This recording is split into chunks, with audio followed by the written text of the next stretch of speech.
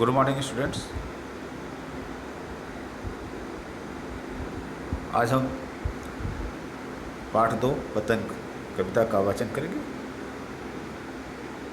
इस कविता के कवि हैं आलोक धनवा। आलोक धनवा जी का जन्म 1948 में मुंगेर बिहार में हुआ था और इनकी मुख्य रचनाएं जनता का आदमी, भागी हुई लड़कियां, ब्रूनो की बेटियां, दुनिया रोज बनती है। पतंग कविता में आलोक धनवा के जो एकमात्र संग्रह है उसी का विषय यह एक लंबी कविता है। अभी संग्रह की बात कौन सी आई? संग्रह इसमें साफ साफ लिखा है कौन से? दुनिया रोज बनती है। तो दुनिया रोज बनती है इस जो तो संग्रह से लिया गया है, काव्य संग्रह से, और जिसके तीसरे भाग को पाठ्य पुस्तक में शामिल किया गया है। पतंग के बहाने इस कविता में बाल सुलभ इच्छाओं और उमंगों का सुंदर चित्रण किया गया है। बाल क्रियाकलापों एवं प्रकृति के में आए परिवर्तन को अभिव्यक्त करने के लिए सुंदर बिंबों का उपयोग किया गया है। पतंग बच्चों की उमंगों का रंग बिरंगा सपना है। आसमान में उड़ती हुई पतंग ऊंचाइयों की वे हदें हैं। बालवन जिसे छूना चाहता है और उसके पार जाना चाहता है। तो अभी जैसे हमने एक पैराग्राफ अभी बताया, तो इस बात को पहले समझ जाइए कि आखिरकार इस कविता में है क्या। देखिए, इस कविता में पतंग जो, जैसे कि आप जानते हैं कि पतंग बहुत हल्के कागज़ से बनती है, बहुत हल्की लकड़ी होती है उससे बनती है ना। तो यहाँ पर क्या है, उसकी तुलना आसमान में क्या, और बहुत पतला हल्का सा धागा होता है और बहुत ऊंचाइयों तक उड़ जाती है।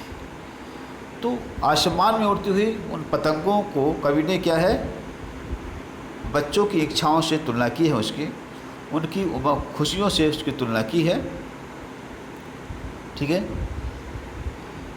बालक जो क्या है, बच्चे जो क्या कहते हैं, जो खेलते कूदते हैं, उनकी जो एक्टिविटीज़ होती हैं उसको क्या है, नेचर से कंपेयर किया है। नेचर में क्या होता है, प्रकृति में जो परिवर्तन होता है उस प्रकृति के उस परिवर्तन से कंपेयर किया है बच्चों के खेल कूद से। ठीक है। और इसके लिए सुंदर सुंदर जो तो उपमाएँ दी हैं, बिंब विधान किए नए ढंग से। वास्तव में क्या है, पतंग बच्चों के लिए खुशियों का एक रंग बिरंगा सपना है। आसमान में जब बच्चे क्या है उड़ती हुई पतंग को देखते हैं तो क्या है, उनका मन भी क्या है, उन्हें छूना चाहता है। वे भी क्या है, उस पतंग के साथ उस हद तक पहुंचना चाहते हैं। बच्चे भी उस पतंग को पाना चाहते हैं। आगे क्या है, कवि कहता है कि कवि यहाँ पर बताया गया है कि कविता धीरे धीरे बिंबों की एक नई ऐसी नई दुनिया में ले जाती है। अब कवि ने क्या किया है, नए नए बिंब विधान किए है ना, नए नए जो तो एक चित्रण किया है। ठीक है। अपने दिमाग में ऐसे नए नए जो तो इमेजिनेशन किया, ड्राइंग की है ना, ऐसा सोचा है। तो इससे क्या है, नई दुनिया कवि ने बनाई है जहाँ पर शरद ऋतु का चमकीला इशारा और तितलियों की रंगीन दुनिया है, दिशाओं का ढोलक की तरह बजना है। जहाँ छतों के खतरनाक कोने से गिरने का डर है तो दूसरी ओर भय पर विजय पाते हुए बच्चे हैं। गिरकर संभलते हैं और पृथ्वी का हर कोना खुद ब खुद उनके पास आ जाता है। वे हर बार नई नई पतंगों को सबसे ऊंचा उड़ाने का उस हौसला लिए फिर भादों के बाद के शरद ऋतु माने की प्रतीक्षा करते हैं। अंधेरे के बाद भादों किसका प्रतीक है? अंधेरे के। और शरद क्या है? उजाला की प्रतीक्षा कर रहे हैं। क्या आप भी उनके साथ हैं? ये कविता का प्रतिपाद्य विषय है। बच्चों,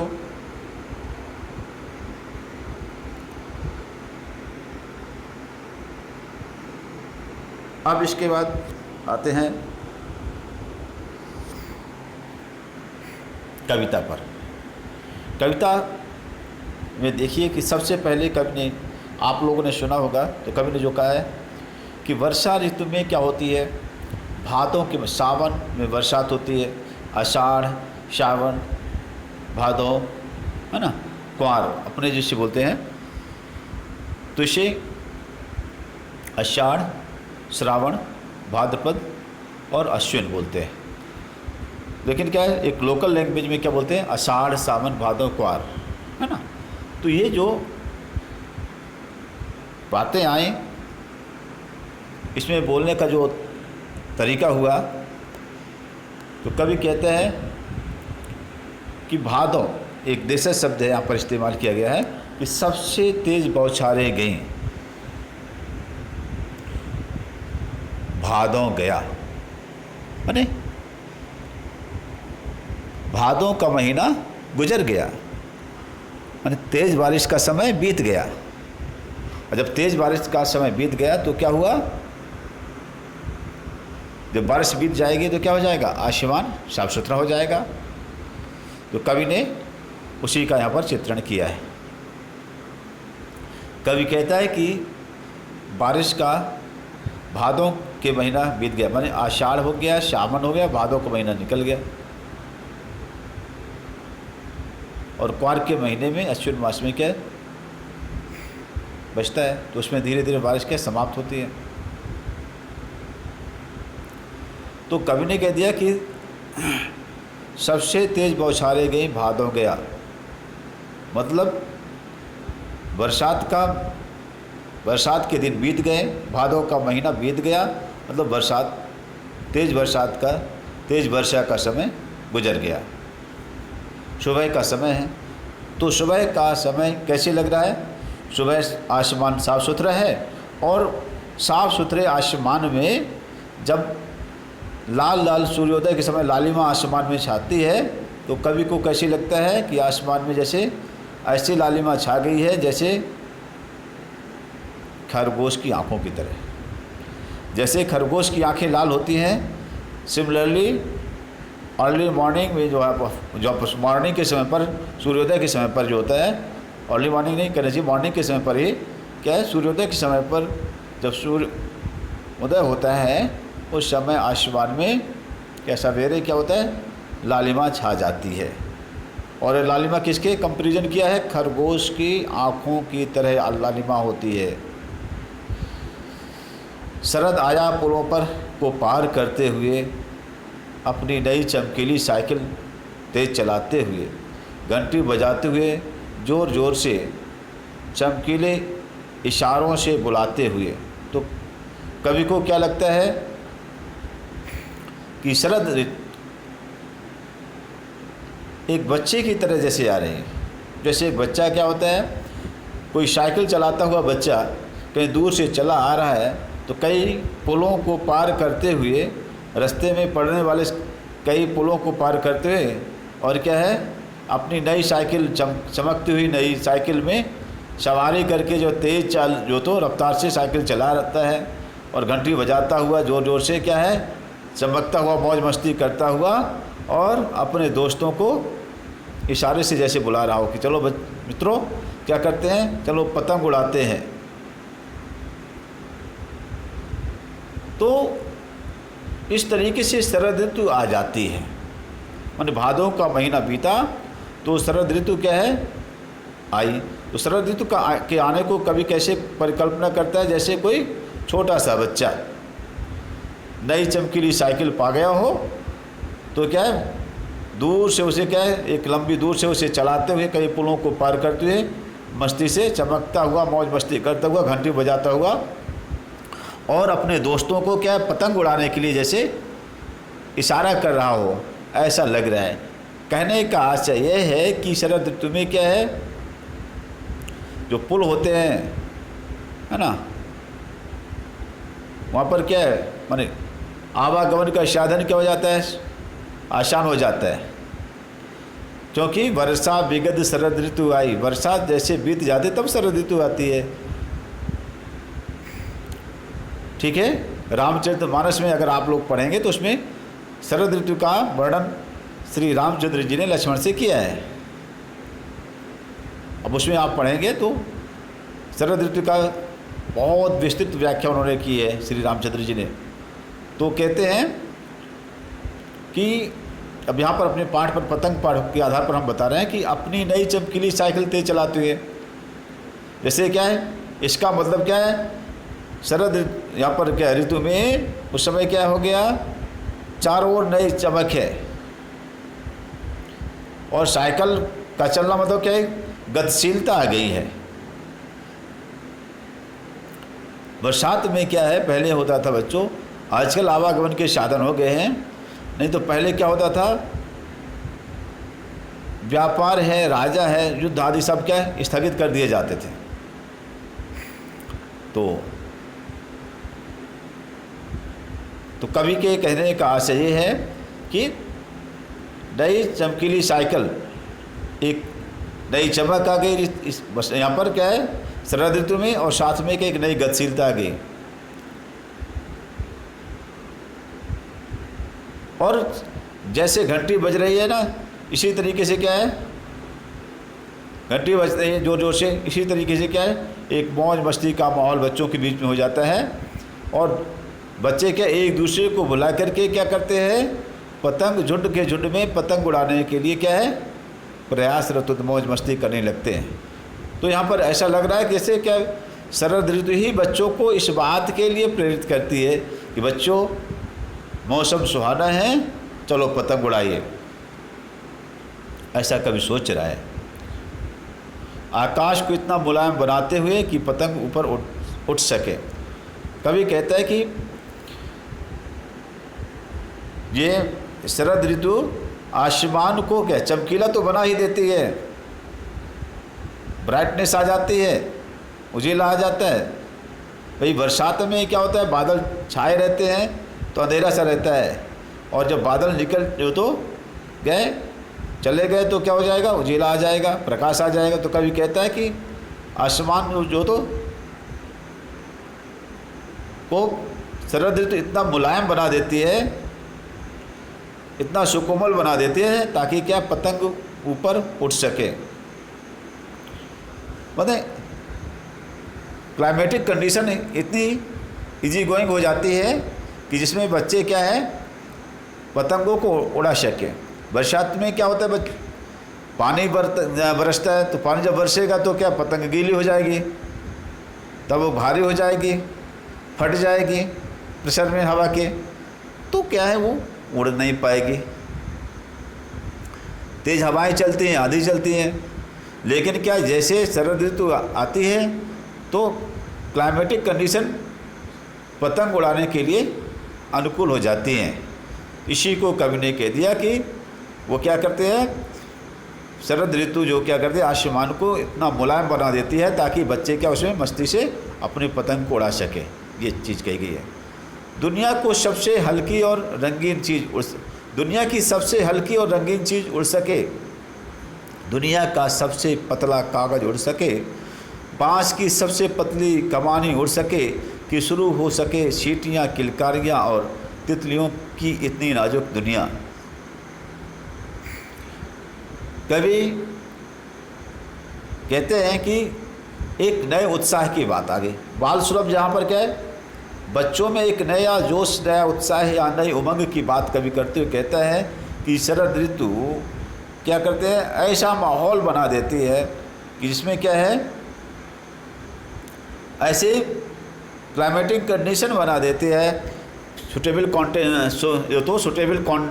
जो तो कंडीशन ऐसे बना देती है कि दुनिया की सबसे हल्की चीज़ जो है, जिसे क्या है, जिसकी कोई क्षमता नहीं है, हल्कापन है जिसमें क्या है वो जाकर आसमान में ऊंचाइयों तक उड़ जाती है।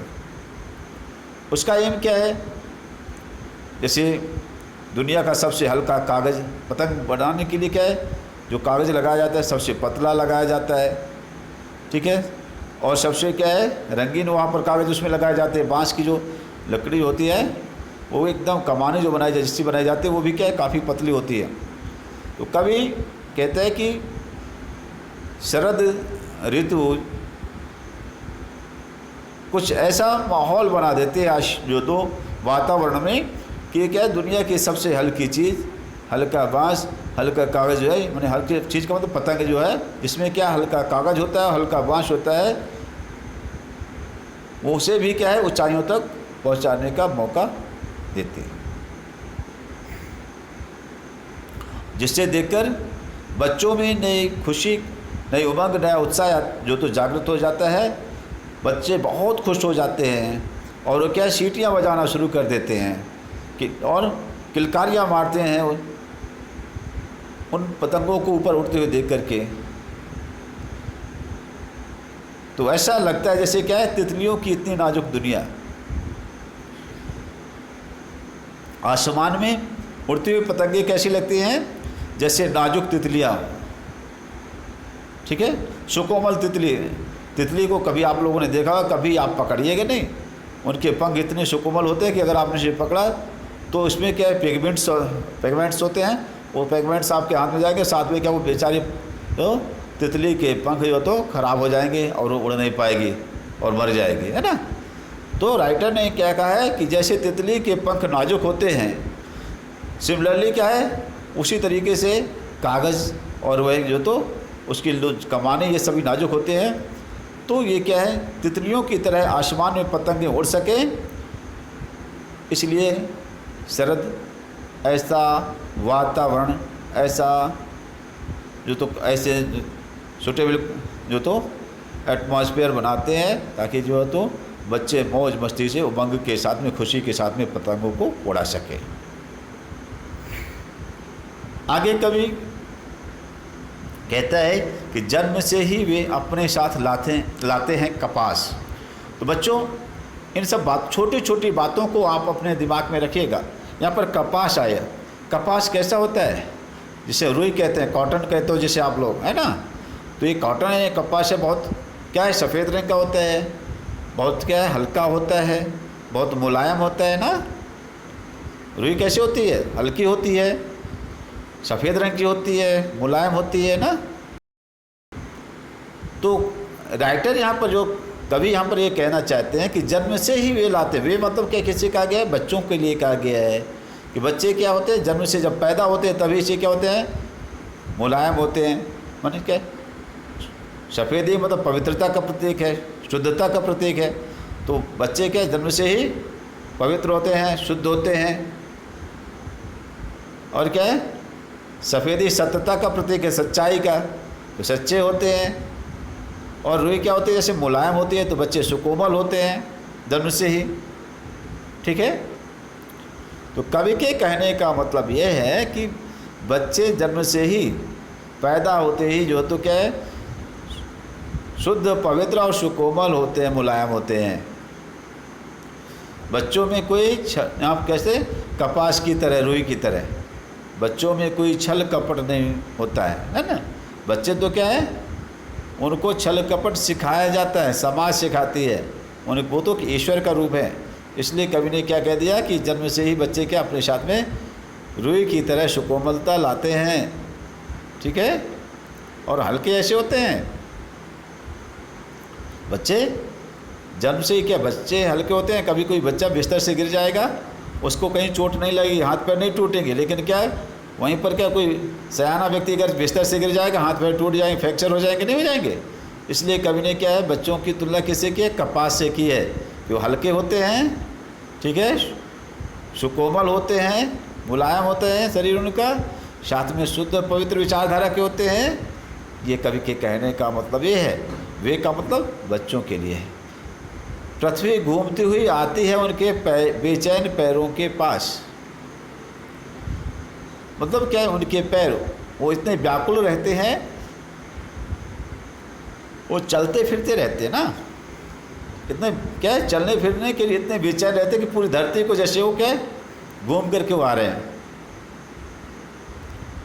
पूरी धरती को जैसे वो घूम लिया उन्होंने। क्या है, ऐसा लगता है जैसे धरती उनके पैरों के पास आ गई घूम करके।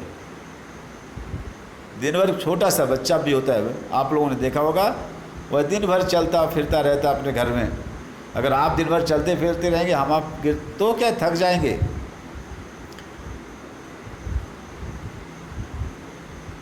जब वे दौड़ते हैं बेसुध, छतों को भी नरम बनाते हुए, दिशाओं को मृदंग की तरह बजाते हुए। कभी कहते हैं यहाँ पर कि जब वे दौड़ते हैं बेसुध, बच्चे क्या है, छतों पर बेसुध होकर दौड़ते हैं, उन्हें कुछ खबर नहीं रहती। बच्चे कभी नहीं सोचते कि हम गिर जाएंगे, कि डरते हैं वो, है ना। उनको क्या है, बच्चों ने देखा कि वो पतंग क्या है, वहाँ से वो पतंग क्या है कट गई, उस पतंग को लूटने के लिए क्या है वो सीधे क्या बेसुध होकर के दौड़ पड़ते हैं, है ना। वो ये नहीं देखते कि कहाँ पर जा कर के गिर जाएंगे, क्या कैसा। उनका टारगेट केवल पतंग रहते हैं, और जहाँ जहाँ उड़ते हुए चले जाते हैं बच्चे केवल उसी तरफ उड़ते चले जाते हैं, वहाँ पर क्या दौड़ते चले जाते हैं। तो कभी ने क्या कह दिया कि जैसे क्या है, बच्चे क्या उड़ती हुई पतंग को देख करके क्या है ऐसा इतने बेचैन हो जाते हैं कि बेसुध होकर के क्या है वो दौड़ने लगते हैं। छतों में भी क्या है, ये कोमल हाथ पैर वाले शरीर वाले बच्चे जो है, तो कभी के कहने का मतलब ये है कि बच्चे केवल क्या है दिल और दिमाग से बस कोमल नहीं होते, उनका शरीर भी सुकोमल होता है ना। तो कहते हैं कि जब वो छतों पर क्या है, बच्चों का नरम शरीर जो है तो छतों पर क्या दौड़ता है, तो लगता है कि क्या छत भी मुलायम हो गई। कभी को लगता है कि छत भी शायद उन बच्चों के लिए मुलायम हो जाता है, नहीं तो इतने नरम हाथों से और नरम पैरों से अगर क्या वो जैसे उस छत में जाएंगे, खेलेंगे, कूदेंगे, तो कहीं ना कहीं नरम शरीर में कहीं ना कहीं क्या है इसके कठोर छत का कहीं ना कहीं कोई बैड इफेक्ट पड़ता है। तो राइटर कहने का मतलब कि छत भी शायद इन कोमल बच्चों के शरीर के साथ में कोमलता का व्यवहार करता है। और जब ये दौड़ते हैं छत में, तो कभी को लगता है जैसे क्या ये बच्चे क्या है ढोलक बजा रहे हैं।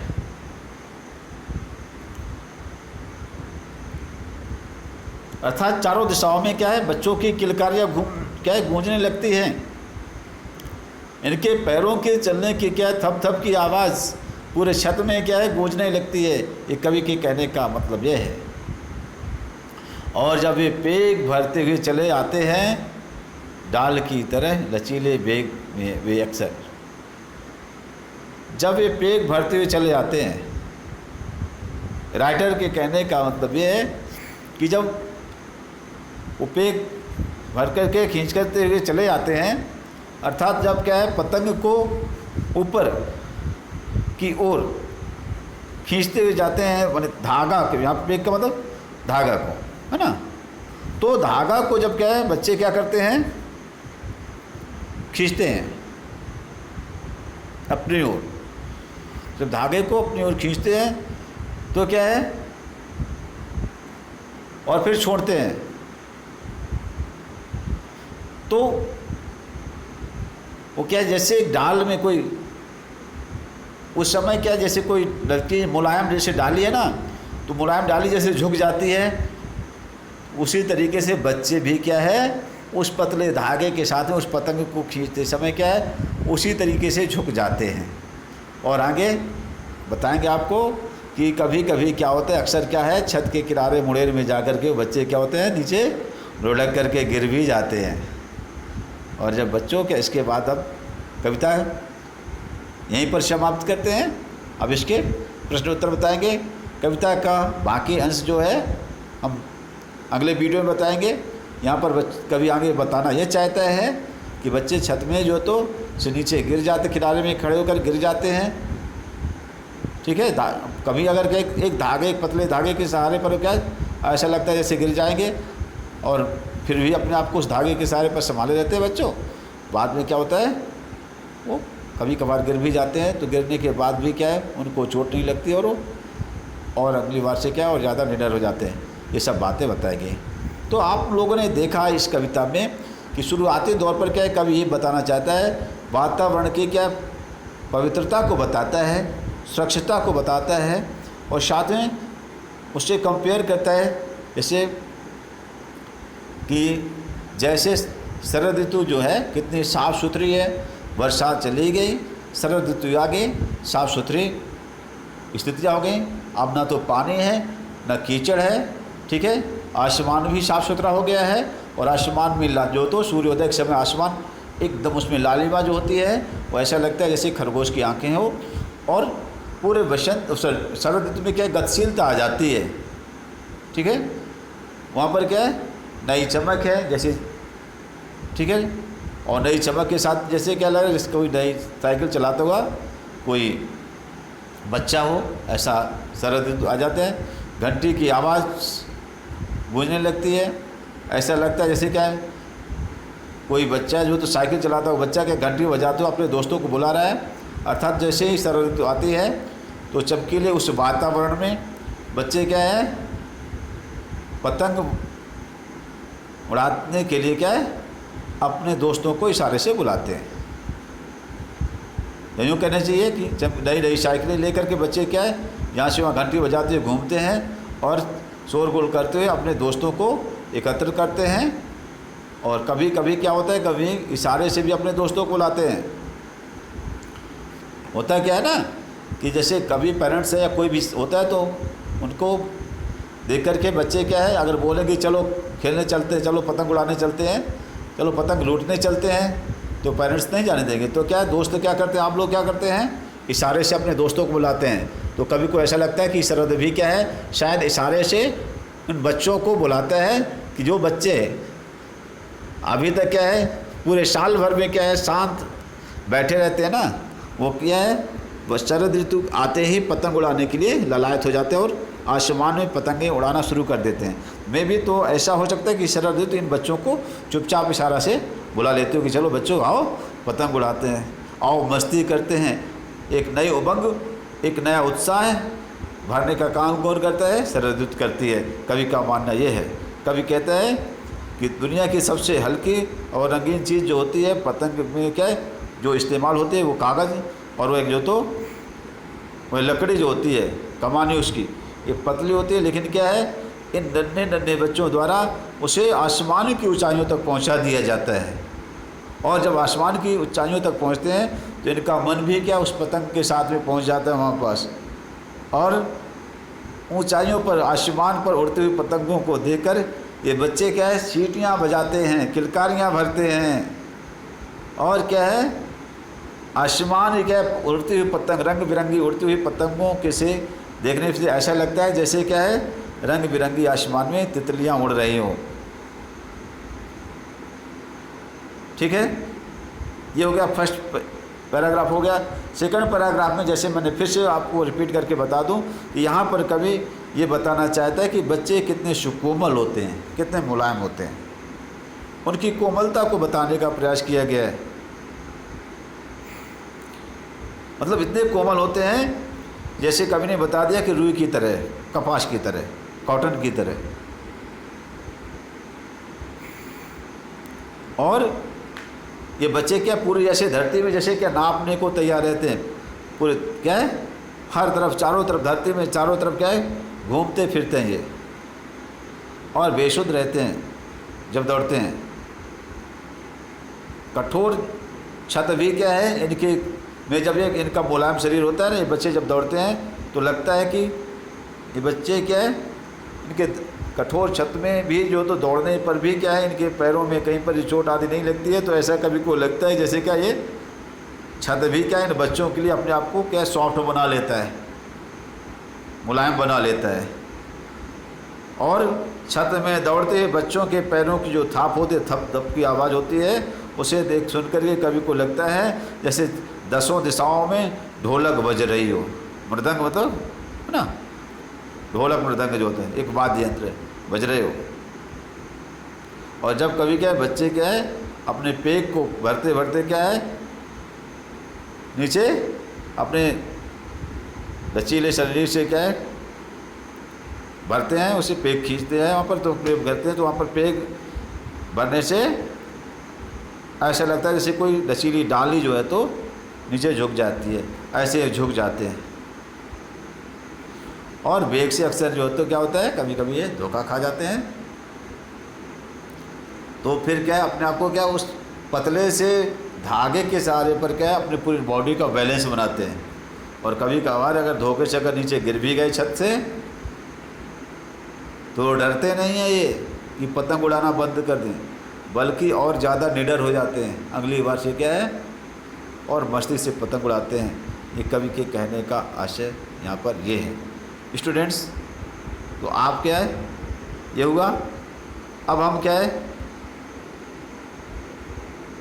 प्रश्नोत्तर में देखते हैं। सबसे तेज बौछारें गई भादो गया के बाद प्रकृति में जो परिवर्तन कवि ने दिखाया है उसका वर्णन अपने शब्दों में करिए। देखिए, प्रकृति में परिवर्तन निरंतर होता रहता है। जब तेज बौछारें अर्थात बरसात का मौसम चला जाता है तो भादों के महीने में गर्मी भी जो महीने की गर्मी भी चली जाती है ना। बारिश का मौसम चला जाता है, इसके बाद अश्विनी का महीना आता है, क्वार का महीना आता है ना। इस महीने में प्रकृति में अनेक परिवर्तन होते हैं। नेचर में क्या होता है कि सूरज सुबह में के समय सूरज की लालिमा बढ़ जाती है और सुबह के सूरज की लाली जो तो खरगोश की आंखों जैसे दिखाई देती है। अगला है शरद ऋतु में का आगमन हो जाता है और प्रकृति जो तो खिली खिली दिखाई देती है। आसमान नीला व साफ दिखाई देता है। फूलों पर तितलियां मंडराने लगती हैं। सभी लोग खुले मौसम में आनंदित होते हैं।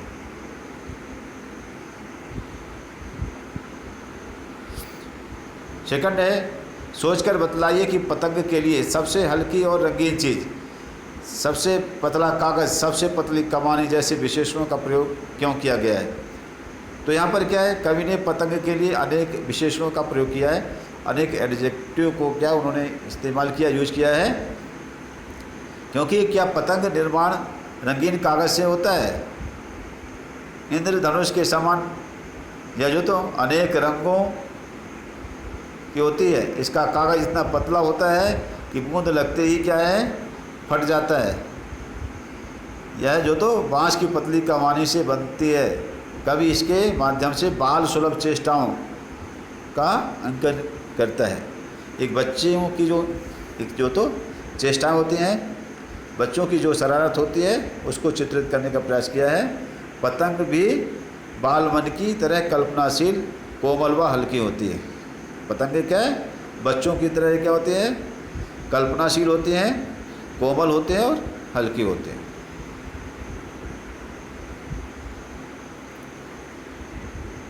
यहाँ पर क्या है, कवि ने जो दृश्य बिंब जो है उनका प्रयोग किया है। किसके साथ में क्या जोड़ा, तेज बौछारें क्या है, गतिशील दृश्य को बता रहे हैं। सवेरा हुआ मतलब स्थिर दृश्य होगा, है ना। सवेरा हुआ यहाँ पर स्थिर दृश्य। अब क्या है, स्थिर हो गया। नहीं तो क्या होता है, बरसात में तो पता ही नहीं चलता कि कब सुबह है, कब दोपहर है, कब शाम है। खरगोश की आंखों जैसे लाल रंग का मतलब क्या है, स्थिर दृश्य बिंब है। ये आपको ये बताना कौन गतिशील है ना, कौन स्थिर बिंब, किसमें चेंजेबल है, कौन जो तो चेंज नहीं होगा। पुलों को पार करते हुए मतलब ये गतिशील दृश्य है। अपनी नई साइकिल, चमकीली साइकिल तेज से चलाते हुए यहाँ पर गतिशील बिंब है। घंटी बजाते हुए जोर जोर से मतलब श्रव्य बिंब है, सुनने को जो सुनाई देगा। और चमकीले इशारों से बुलाते हुए ये क्या गतिशील दृश्य बिंब है।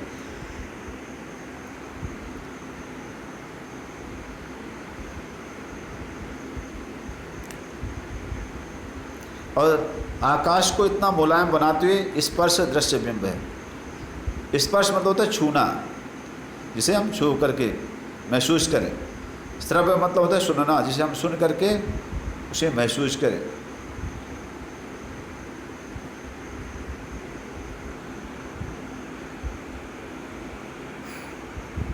जन्म से ही वे अपने साथ लाते हैं कपास। कपास के बारे में सोचे कि कपास से बच्चों का क्या संबंध बन सकता है। देखिए, कपास से बच्चों का गहरा संबंध है, दोनों में काफ़ी समानताएं हैं। देखिए, कपास जैसे सफ़ेद होती है ना, वैसे ही बच्चे भी सफ़ेद अर्थात गोरे होते हैं। बच्चों की तरह माने वो भी पवित्र होते हैं। कपास की तरह ही बच्चे भी कोमल और मुलायम होते हैं। कपास के रेशे की तरह ही उनकी भावनाएं होती हैं। वास्तव में बच्चों की कोमल भावनाओं का और उनकी मासूमियत का ये प्रतीक है। अगला है, पतंग के साथ साथ वे भी उड़ रहे हैं। बच्चों का उड़ान से क्या संबंध है?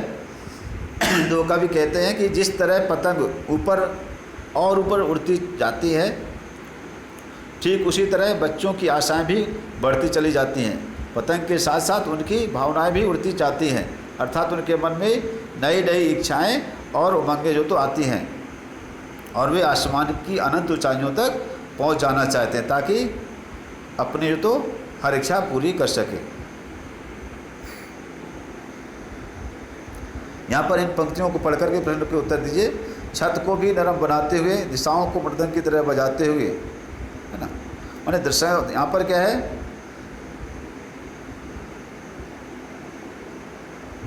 यहाँ पर छत को, यहाँ पर दिशाओं को मृदंग की तरह बजाते हैं का मतलब यह है कि जब बच्चे ऊंची पतंग उड़ाते हैं तो वे दिशाओं तक जो तो जाने लगती हैं, तब ऐसा प्रतीत होता है मानो बच्चों की किलकारियाँ जो तो सभी दिशाओं में, 10 दिशाओं में क्या मृदंग बजा रहे हैं, ढोलक बजा रहे हैं।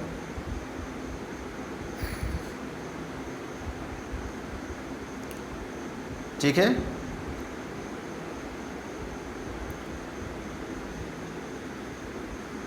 इसके बाद मैंने केवल इसका 6 का आवास बताया है, अभी 6 का जो तो बा नहीं बताया।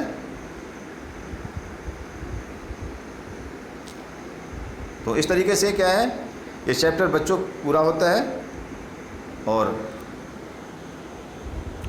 इसके प्रश्नोत्तर आप लोग क्या पूरे करिए।